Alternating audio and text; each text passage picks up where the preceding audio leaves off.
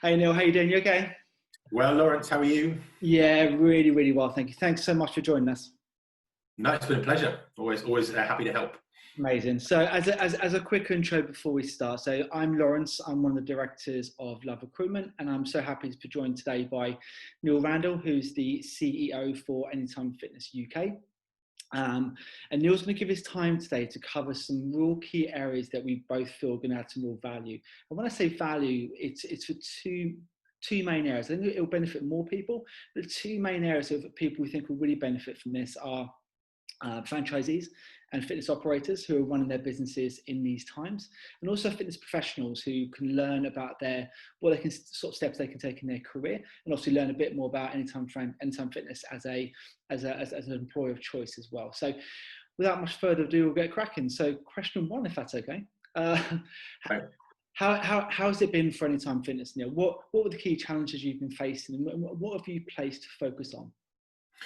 Yeah, well, look, I think it's been challenging for everyone, right? I mean, every sector, has had its own individual challenges. I think for us in franchising, you have so many more stakeholders, right? So in the corporate business, you may have stakeholders to your board or your investors, but we have lots of investors, really. We've got 170 clubs, 100 franchisees operating those 170 clubs. So you haven't just got the complexities of the internal structure, you've got your partners to consider as well.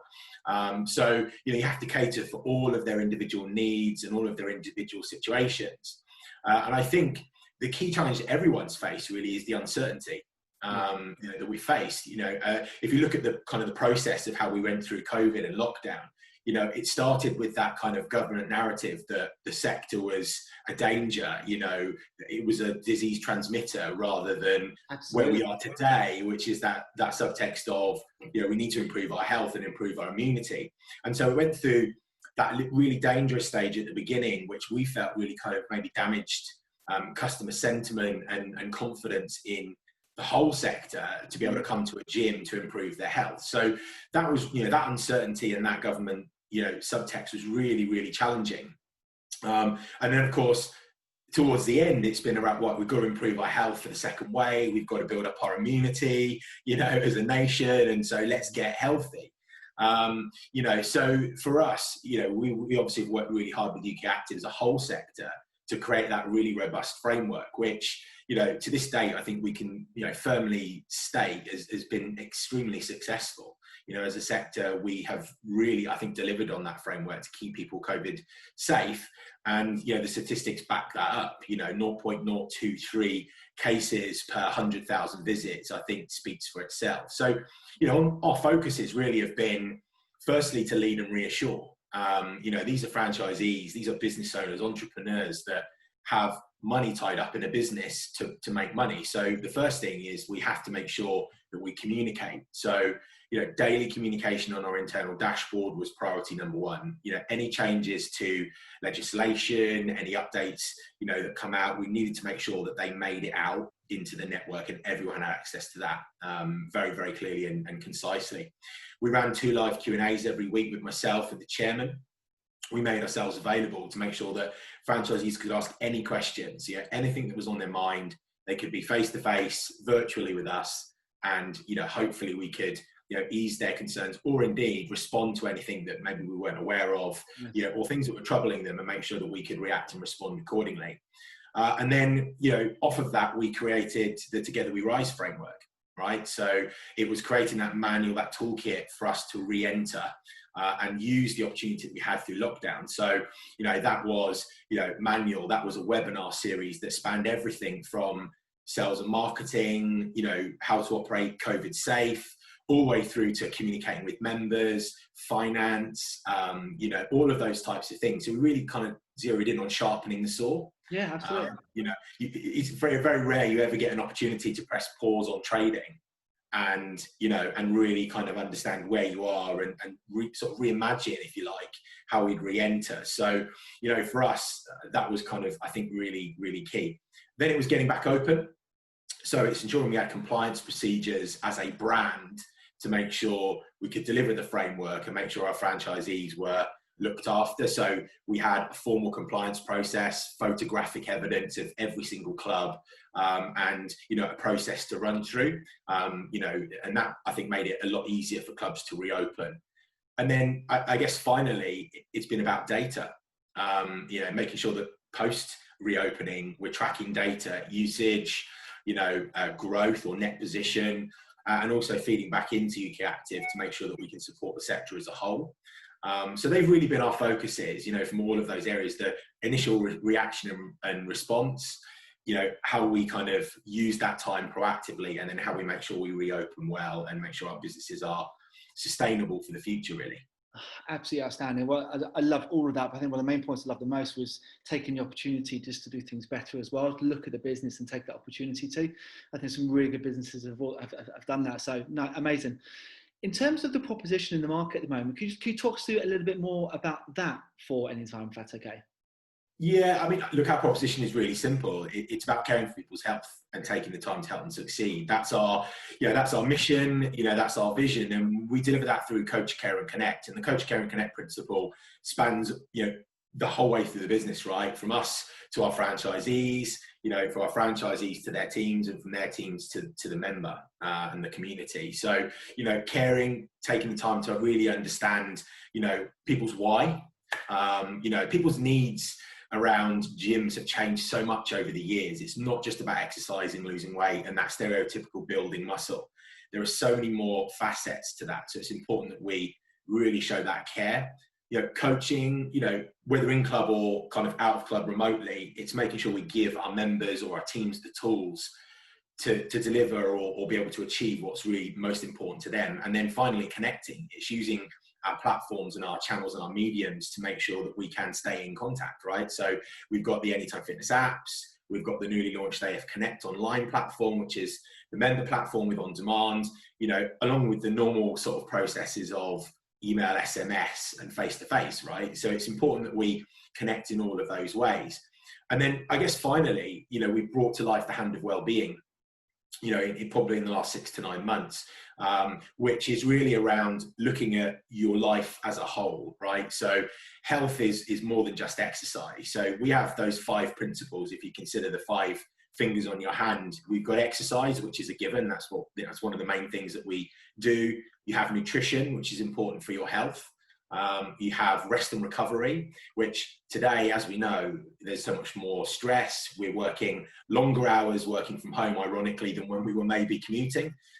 Then we have mental well-being, which in recent years has become hugely important, has been very prevalent, is how we help manage stress and people's mental well-being. And then there's the work-life balance piece, right? Which is, you know, we're working in a different world now. You know, we're working from home more. Our homes have become the office, the school, the gym in some cases. You know, that's difficult to try. Yeah, exactly. It's difficult to try and manage. So, you know, for us, we believe that if all of those 5 things are in balance, you know, in the palm of your hand, you have your family and your social circle. And so often that area gets really neglected, right? You know, you don't spend as much time with the children or the partners and the wives, you know, and the rest of your extended family, or indeed your friendship circles, because you may be stressed, or you may not be feeling great, or you may not have the energy. So if all of those things are in balance, then the bit that sits in the palm of your hand can really kind of work in balance too. So it's really trying to distribute that a lot more through all of those channels, really. That's kind of our mission now. Amazing, absolutely brilliant. And that leads on to talking about, so that's a lot of the structure and the process within the business, and the things you've created to make the business work better. What's the culture like alongside that? I think the culture in franchising has to always be win-win. And again, the win-win really spans the whole way through the business, right? You know, we're a master franchisee of a global brand. You know, so we have obviously stakeholders in America, you know, with the co-founders at Self-Esteem Brands, you know, as well as we have stakeholders in our franchisees and also our members in our community. So for us, it's about partnership, you know, for everyone to succeed together. So if our members achieve their goals and they achieve that balance in their life, then they stay with us, right? They stay connected to our business. If our businesses are successful, then our franchisees stay connected to our business, and they maybe open more facilities and they grow their businesses. And for us then, well, we become successful as an output to all of those things. So the culture is thinking about not just us, it's thinking about, you know, everyone along the way and making sure that we support that. But also, it's giving back and it's collaborating. You know, we love doing the work with UK Active, you know, with the British Franchise Association. For us, it's also giving back as much as it is taking and consuming. So for us, you know, we love working with all the communities, all of our partners, vendors, suppliers. You know, that's really, really important to us. It's not just looking at it in the singular, it's looking at it in the, you know, in the multitude. And that really, I think, has been a key driver for us culturally. Partnerships across the board. In our what we do is exactly the same. The partnerships have been huge for us. We're similar on the UK Active as well, and obviously you guys as well. It's so important, isn't it? Yeah, absolutely. Sure. This is again a slight extension on that as well. But obviously we love recruiting for you and for your franchisees, for clubs across the estate. Can you tell us, so from your perspective, why work for Anytime Fitness? Well, look, I think simply put, it's all about purpose, isn't it? But I mean, I guess that's not unique to Anytime Fitness, right? Everyone really should have a purpose in their career and, 100%. You know, and drive their career forward based on what their purpose they feel is. But for us, you know, we look after all aspects of people's health, right? And I think there's nothing more profound than that. You know, that is a really, you know, that carries with it in itself a huge degree of purpose. So that maybe is the sector thing. For the brand and for franchising in particular, what I really love is you get to work directly with the owner of that business. And in big corporate, you know, brands that have multi-tiers, it's very, very difficult to get access to, you know, sometimes get access to the CEO, right? Let alone some of the strands below that. But, you know, as a staff member or a team member working for the franchisee or the owner of that gym, you have absolute access to that person. You have access to their strategy and how they want to grow their particular business within the brand. And I think that opens up huge, you know, opportunity. If you think about progression, right, one of the things which in your world, I imagine you hear on an hourly basis, let alone a daily basis, when you're speaking to your candidates is, I want to progress, I want to progress. Well, you know, that's easier said than done sometimes. But within a franchise brand, you know, franchisee has site number one, right? And you're the club manager of site number one. You have the opportunity to drive that business to success. If you drive that business to success, the entrepreneur is going to grow their business and open a second site or a third site. Well, in a corporate structure, quite often, you know, 50, 100 club managers may be vying for one regional manager spot or cluster manager spot. Well, if you're the club manager running that successful business with that owner, well, it really is within your gift to take that opportunity to drive that business forward. And that's what I really like, is that you have that direct access, and really your progression is far more within your gift than it is, you know, somebody else's in this environment. And that's what I love the most. And we both know that's not theory. We can both cite examples straight away of where that's happened and where that continues to happen within the business. So amazing.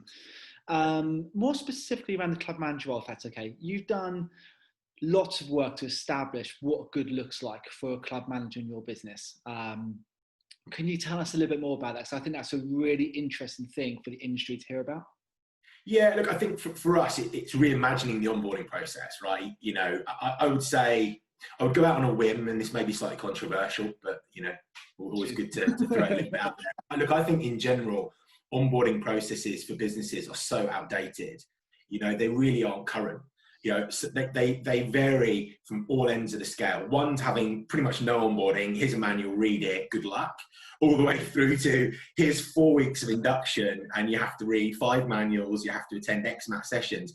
And I personally don't believe either of those is very, very good and isn't, you know, isn't feasible or practical in today's day and age, right? So for us, it was really, you know, if you use that club manager scenario as a really good example, it's trying to educate our franchisees on the types of club manager that exist out there, right? So you have a very experienced club manager that's worked in the sector, in the industry, in that role for a little while, very competent individual. That person is going to need a very, very different onboarding process and a very different support structure, and thus a different volume of time spent by that franchisee on them, right? So this is about high-level coaching. It's about brushing up their skills on business management, maybe. So financials, P&L, cash flow, all those things which you don't really get exposed to maybe in a corporate structure quite as much. And then on the other end of the spectrum, you've got an aspiring, you know, club manager or general manager, whichever you want to call it, you know, that maybe is a really great deputy at the moment or operations manager and really wants to cut their teeth. Well, that person's going to need more time spent on them. They're going to need training as well as coaching. And therefore, you know, the franchisee needs to understand, you know, what do I want? Do I want someone that has boundless potential I can create and I can mold, but it's going to take some time and I'm going to need to invest time and a bit of money in that person? Or do I want someone who I feel is more accomplished and, polished, if you like, but you might not be able to change their outlook quite as much? You really have to make that decision. And again, the salary bandings that, the costs are going to be very different at either end of that scale. So I think what's been really great is, Kate, our L&D manager, and our ops team work really closely with you guys, right? With Abby and some of the rest of the team at Love, to really kind of define what that is. Here are the levels, here are the bandings, and here, Mr. Franchisee, Mrs. Franchisee, here's what you're going to need to do at that step of the process. So who would you like to recruit? What's your brief? And then I'm really looking forward to launching that onboarding process, which is around, like I said, it's around culture. It's about making sure we give people the tools, but with allowing them to do their day job, right? You go in on day one and you're just motivated to get going, right? You don't want to be sitting in a back room or an office reading manuals, right? You want to get your hands dirty. So it's trying to synonymize that, onboarding and training and sort of educating process with doing the day job. Right, and that I'm really looking forward to launching later this year or very early next year, depending on if we get any more challenges and bumps in the road. it's such a great, but we've loved working with you, helping out with that, and it's such a great proposition. That's what I want to talk about. It's absolutely brilliant. Last question, I'll let you go, I promise. How do you think the current challenges facing the world economy will affect specifically the franchise fitness sector, and what moves have you done with Anytime Fitness UK to deal with this? Look, I think it comes down to probably a few things. Ruthless execution of the basics. If you consider that our members and our consumers' expectations are going to shift, they already have shifted, right? Customer delivery, value it's never been more important than it has been today, right? It's not going to be a price-led market as much in this post-COVID world as it was maybe pre-COVID. People are looking for genuine value. They will pay an extra 10, 15, 20 pounds a month if they genuinely get value, they get what they, want to achieve, and more importantly, they feel safe and comfortable. So, leading off of that is really, I guess, controlling what we can control. There are many things, there are many wish we had or we should have, but ultimately some of those things we can't really control. We can impact and influence the government, but we can't legislate. So for us, we have to make sure that we drive what we can control forward and play what's in front of us, rather than worry about what's behind us or what maybe we should have had. But then on the other hand, with that being said, if the government is truly committed to improving the health of the nation, it's really important that they then make the necessary steps moving forward to drive that culturally within the nation, right? So whether we become an extension of the NHS or whether it's about how exercise is prescribed rather than recommended, that I think is going to be a really important step for the government to take. But again, all we can do is educate and support them in trying to come to that decision. We can't make that decision tomorrow. So in the meantime, we have to operate, we have to deliver. And for us, and for me as a chief exec of a franchise brand, is making sure that our franchisees remain profitable and sustainable in their business. And that ultimately is what gets me up in the morning and ultimately also keeps me awake at night, is making sure that these guys have what they need. We provide the system, we provide the tools, to make them successful as entrepreneurs. And as long as we can do all of those things, then I think we will emerge from this very well, and arguably more strongly than we did pre this. Really brilliantly summed up. And the opportunity we have to extend that health provision across the UK is huge, isn't it? Absolutely is. Thanks so much for your time. I'm sure people found that really, really beneficial. If anyone has any questions or anything you want to follow up on, please feel free to obviously contact us on the website. We can obviously help out. And if we need to pass on any questions, obviously, to Neil, we can as well. But Neil, thank you so much for your time. We'll speak soon. Always a pleasure. Thanks, Lawrence. Thanks, Neil.